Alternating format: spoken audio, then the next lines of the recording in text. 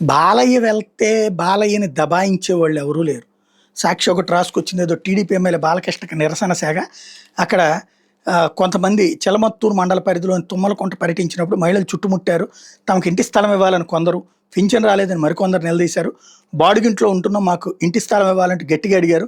వాళ్ళకి స్పష్టమైన హామీ ఇవ్వలేకపోయిన బాలకృష్ణ ఇస్తాం అంటూ మాట దాటేశారు. మహిళలు అడిగిన వాటిపై సరిగ్గా స్పందించిన బాలకృష్ణ ఉచిత బస్సు, గ్యాస్ సిలిండర్ లాంటి పథకాలను ప్రస్తావించారు. అవేం పట్టించుకొని మహిళలు మళ్ళీ అడగడంతో ఏదైనా జరుగుతుందేమోనని ఆలోచించి టీడీపీ నేతలు వాళ్ళకి సర్ది చెప్పే ప్రయత్నం చేశారు. తాము చొరవ తీసుకుని సమస్యలు పరిష్కరిస్తాను వాళ్ళు చెప్పిన మహిళలు వినకపోవడంతో చివరికి బాలకృష్ణ అక్కడి నుంచి నెమ్మదిగా జారుకున్నారు అని రాసుకొచ్చింది. ఆయన జారుకున్నాడో లేదో తెలియదు కానీ, ఒకటి వీళ్ళు పాపం అన్నీ ఇచ్చారు, ఇళ్ల స్థలాలు కూడా ఇచ్చారు, ఇల్లు కట్టడానికి క్లియరెన్స్ కూడా ఇచ్చారు. 1,80,000 పల్లెల్లో, పట్టణాల్లో 2,80,000.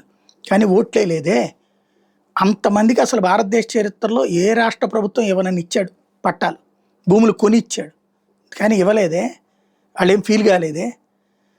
ఇట్లాంటి వాళ్ళ దగ్గర ఉంటుందా? మాట్లాడతారు, నెగిటివ్గా మాట్లాడతారు. అప్పుడు నెగిటివ్గా మాట్లాడేది ఎవడబ్బా సొమ్మని పెట్టాడు జగన్మోహన్ రెడ్డి.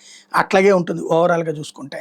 కాబట్టి రాబోయే బాలకృష్ణకి ఏదో అయిపోతుంది అనేది ఎవరు ఫీల్ గారు. ఇంకోటి బాలకృష్ణ స్పష్టంగా అర్థమయ్యేలా చెప్పడం ఆయనకు వల్ల కూడా కాదు.